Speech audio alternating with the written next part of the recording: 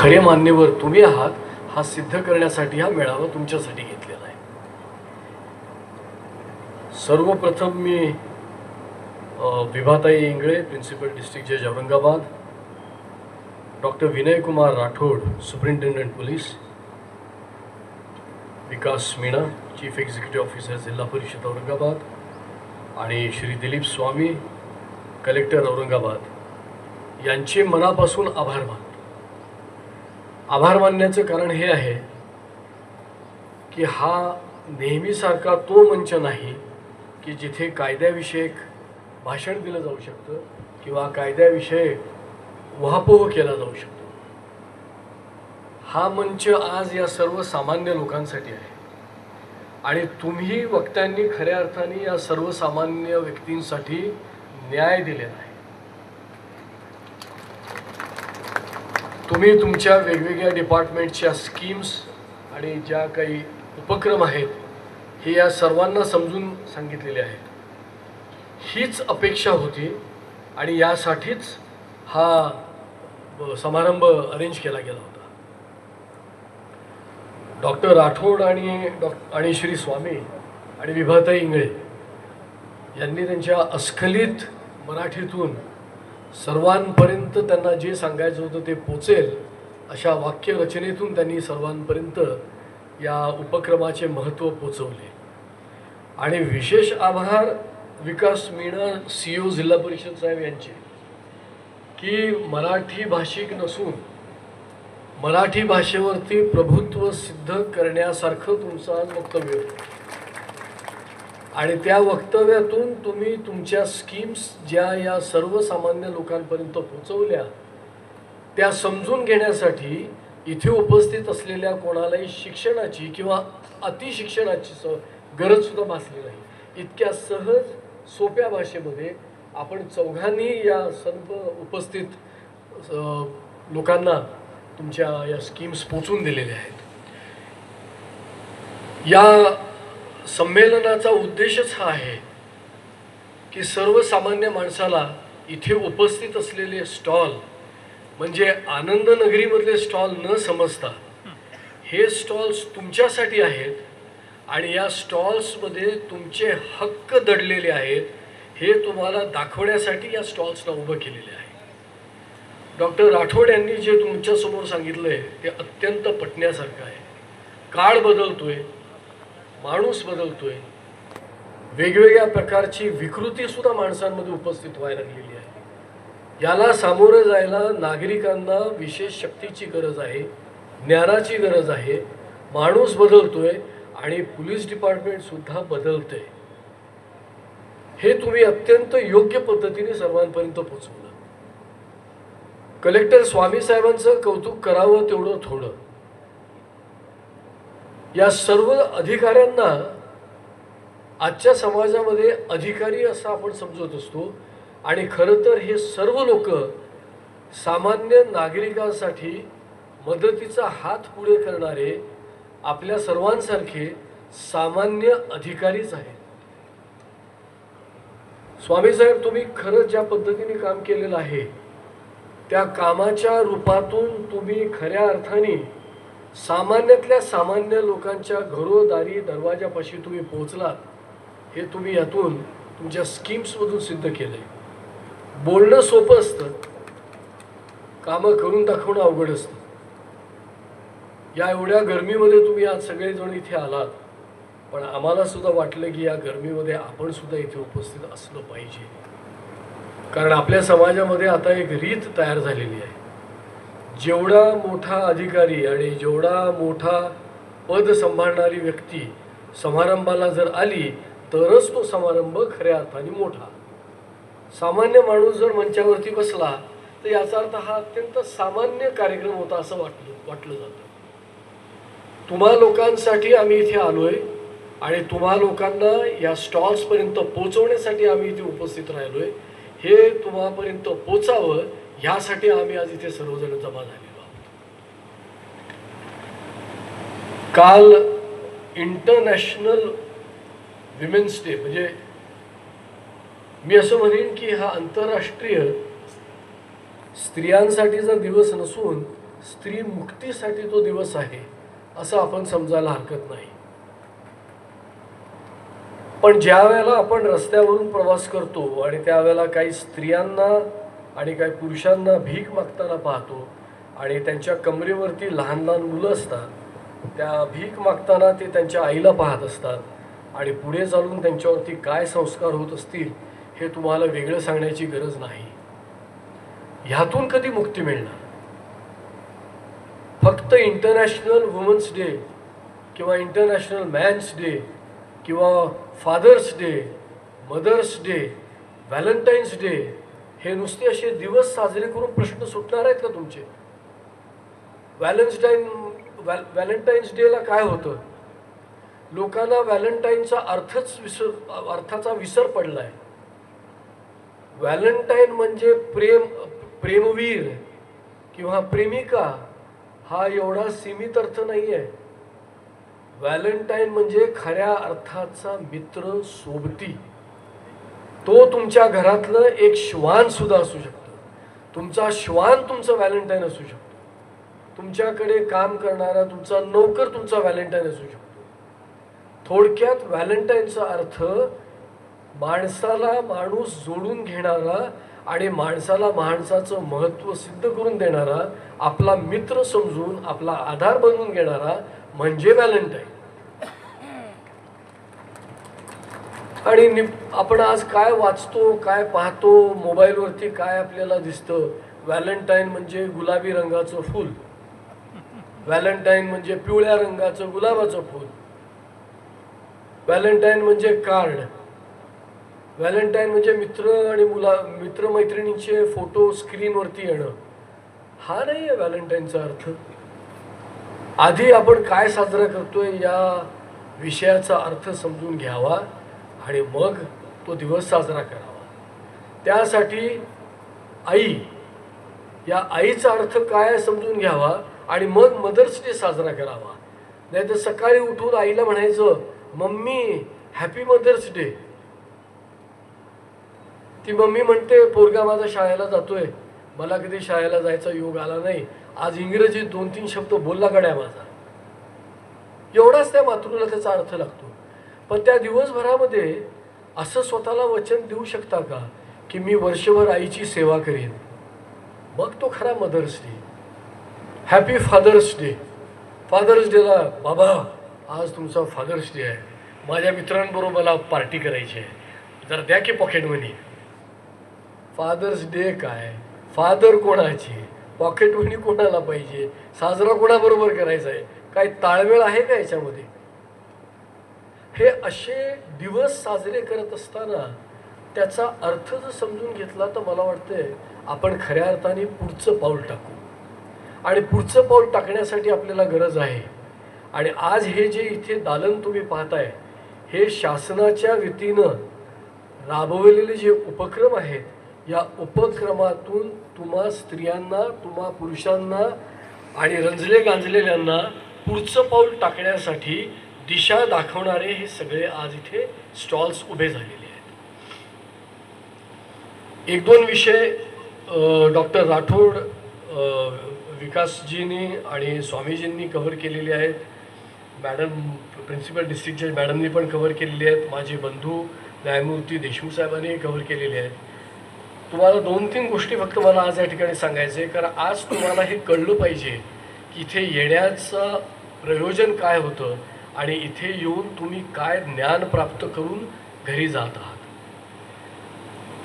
POCSO नावाचा एक नवीन कायदा आलेला आहे, जो 12 वर्ष, 14 वर्ष, 16 वर्ष ह्याच्यापेक्षा, नॉर्मली हा 12 वर्षासाठीच आहे, पण त्या अनुषंगाने अजून पण काही कायदे निर्माण झालेले आहेत जे अल्पवयीन मुलींसाठी संरक्षण देण्यासाठी हे कायदे निर्माण केले गेलेले आहेत.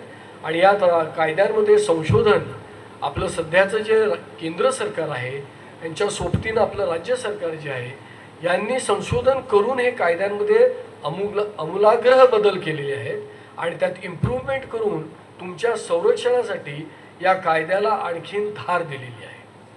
त्या कायद्याचा सर्वात महत्त्वाचा मुद्दा हा की तक्रारदार मुलीचं नाव आणि तिचा पत्ता हा कागदावरती कुठेही घोषित केला जात नाही, पूर्णपणे गुपित ठेवला जातो.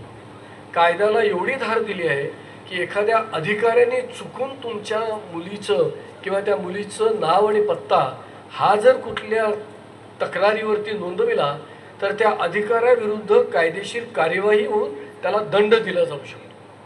त्यामुळे तुम्ही मातांनो आणि मुलींच्या वडिलांनो, तुम्ही कधीही आता ह्या कायद्याबाबतीत संभ्रम बाळगू नका, भीती बाळगू नका.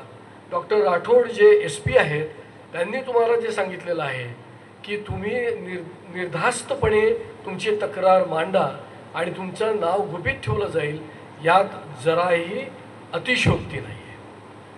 तुम्ही तुमची तक्रार मांडली गेली पाहिजे.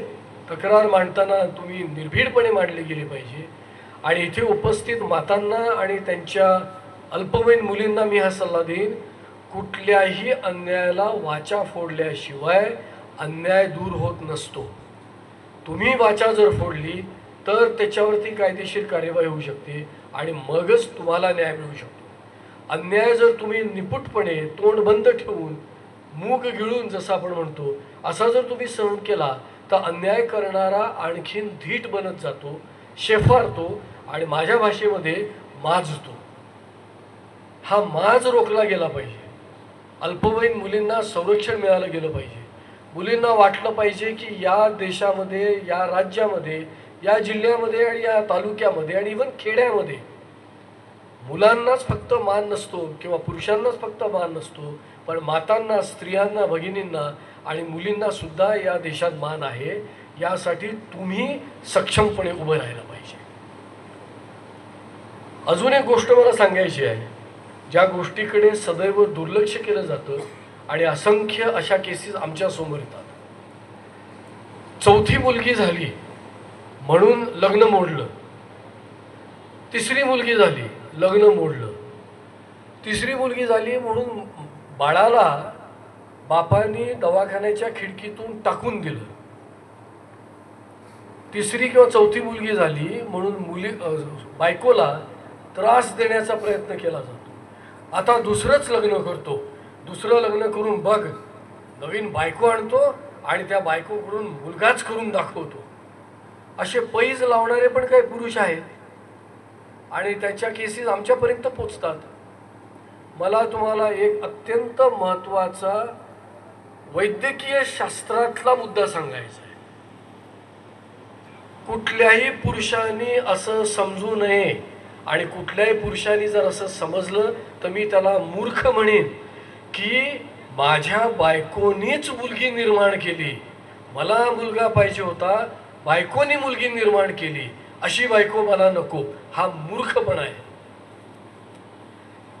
आपल्या शरीरामध्ये क्रोमोझोम्स नावाचा एक प्रकार असतो. हा शब्द तुम्ही लक्षात ठेवण्याची गरज नाही, फक्त एवढंच लक्षात ठेवा की आपल्या शरीरामध्ये असा एक प्रकार आहे जो प्रकार पुरुषांनी स्त्रीकडे दिलेल्या क्रोमोझोम्समधून मुलगा का मुलगी हे जेंडर, हे लिंग, ते क्रोमोझोम ठरवतो. स्त्री फक्त XX असे 2 क्रोमोझोम्स घेऊन स्वतःकडे बाळगून असते. पुरुषांकडे X आणि Y क्रोमोझोम असतो. पुरुषांनी स्त्री आपल्या बायकोबरोबर आपल्या नात्यातून जर Y क्रोमोझोम दिला तर स्त्रीकडे उपलब्ध असलेला X आणि नवऱ्याकडून आलेला Y क्रोमोझोम मधून एक पुरुष मूल जन्माला येतं. स्त्रीला जर नवऱ्याने X क्रोमोझोम दिला तर ते स्त्री जातीचं अपत्य निर्माण होतं. यात स्त्रीचा दोष नसतो, हे ठामपणे लक्षात घ्या. 4 मुली झाल्यानंतर मुलगाच पाहिजे म्हणून आपण आपली फॅमिली वाढवत जातो, मातेला दोष देत जातो आणि मातेवरती ते खापर फोडतो. काय देऊन देऊन दिलं, 3 मुली दिल्या, 4 मुली दिल्या. कायदा समजायची वेळ नंतर येईल, आधी वैद्यकीय शास्त्र समजून घ्या की जन्माला आलेल्या मुलाचा जेंडर पुरुष मूल का स्त्री मूल हे ठरवण्याचं पूर्ण श्रेय नवऱ्याला असतं. नवऱ्याने आत्मपरीक्षण करावं आणि मग म्हणावं बायकोने स्त्री मुलीला जन्म दिला. हा सर्व प्रकार समजून घेणं गरजेचं आहे. या बाबतीत अवेअरनेस म्हणजे जाण वाढली पाहिजे.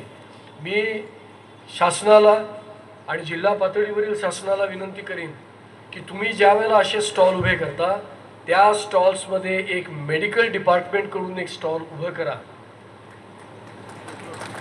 त्या स्टॉलचं म्हणजे महत्त्व यासाठी असलं पाहिजे आणि त्या स्टॉलचा बोध असा असला पाहिजे की पुरुष आणि स्त्रियांना आपण जन्माला घाललेलं मूल हे स्त्री जातीचं मूल किंवा पुरुष जातीचं अपत्य कसं निर्माण होतं ह्याची जाण त्यांना करून द्या. म्हणजे यातून अत्याचार अजून कमी होतील. ज्या वेळेला एक मुलगी जन्माला येईल त्यावेळेला पुरुषांनी जाऊन विचार करावा की माझ्याकडून मी जो क्रोमोझोम माझ्या बायकोला दिला त्यामुळे हे स्त्री जातीचं अपत्य आलेलं आहे. हे जाण असणं गरजेचं आहे.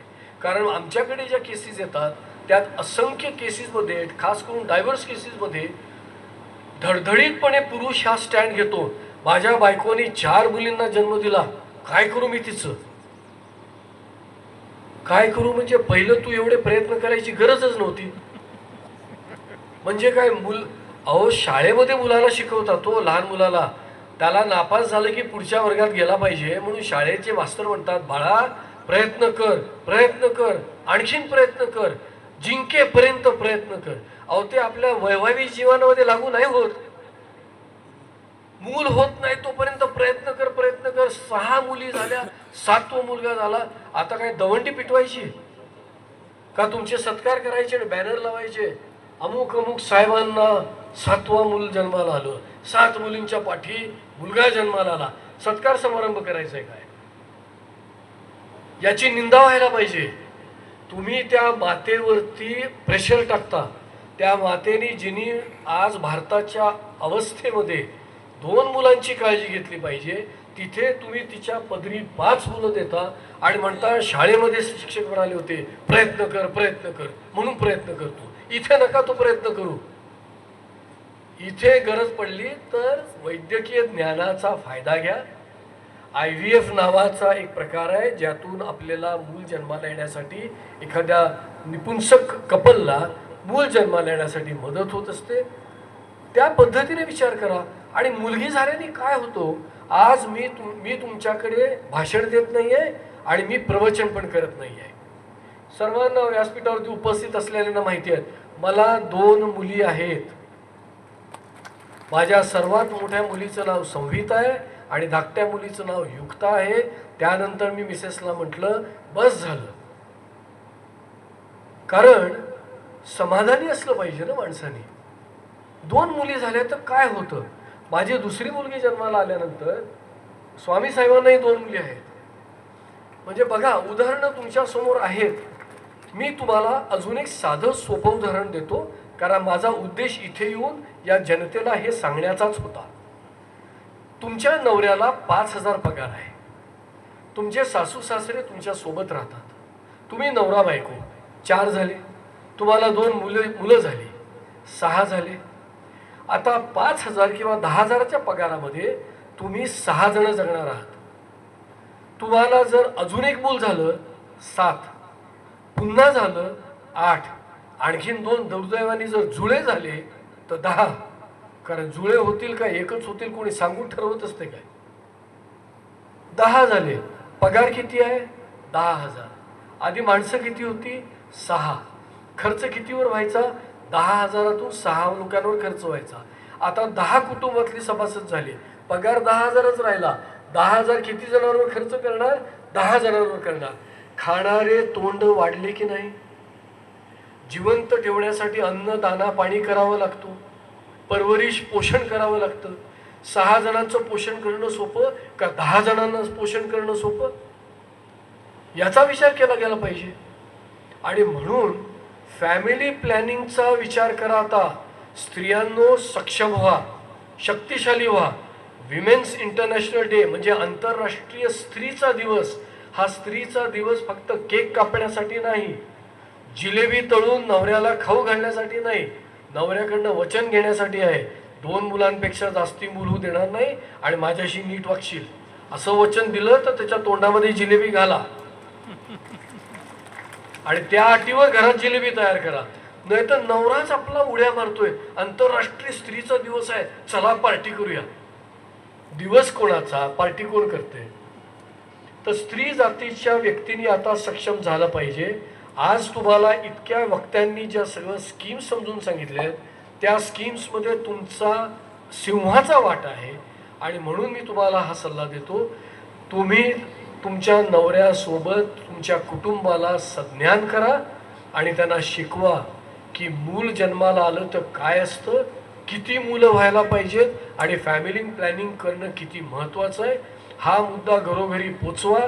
आणि स्वामीजी आणि आपण सर्व मान्यवर जे इथे उपस्थित आहात, आपण या सर्व स्टॉल्समध्ये एक ॲडिशनल स्टॉल वैद्यकीय ज्ञानाचा आणि शिक्षणाचा इथे पुढच्या खेपेपासून लावा. आणि आपल्या या भगिनींना आणि तरुण मुलामुलींना सर्वांना ज्ञान मिळण्यासाठी आपण ही योजना केली पाहिजे. मी आपल्या सर्वांचं अभिनंदन करतो की आज तुमच्यासाठी इथे जे स्टॉल आहेत, जिथे तुम्हाला तुमचे हक्काचे जे काय मिळणाऱ्या गोष्टी आहेत त्या इथे उपस्थित आहेत. तुमचे अधिकार काय आहेत, तुमच्या स्कीममधून तुम्हाला काय मिळणार आहे हे तुम्हाला समजून सांगण्यासाठी ते आहे. या स्कीम्सचे तुम्ही तुमच्या मोबाईलवरती फोटो घेऊ शकता. बॅनर्स लावलेले आहेत, बॅनर्सचे फोटो घेऊ शकता. त्यांचे पत्ते आहेत, पत्ते जर लिहून घ्यायला उशीर होत असेल तर फोटो घ्या आणि तो फोटो तुमच्याकडे जपून ठेवा. त्याच्यावरती तुम्हाला नंबर असतील, कॉन्टॅक्ट नंबर्स येतील, ईमेल ॲड्रेसेस असतील आणि तुम्हाला जेव्हा जेव्हा या स्कीमची गरज पडेल त्या त्या वेळेला संपर्क साधा आणि तुमच्या हक्कांसाठी मागणी करा. माझं एक मत आहे, न्यायाधीश म्हणून आणि सामान्य नागरिक म्हणून, हक्काची मागणी करायची असते, हक्कासाठी भीक मागायची नसते. आणि म्हणून आम्ही कायद्यात म्हणतो, हक्क जर तुमच्याकडे आहेत ना, ठामपणे तुम्ही ते हक्क मागा आणि तुम्हाला ते हक्काचे हक्क तुमचे तुम्हाला दिले जातील. एवढं बोलून इथे माझं हे वक्तव्य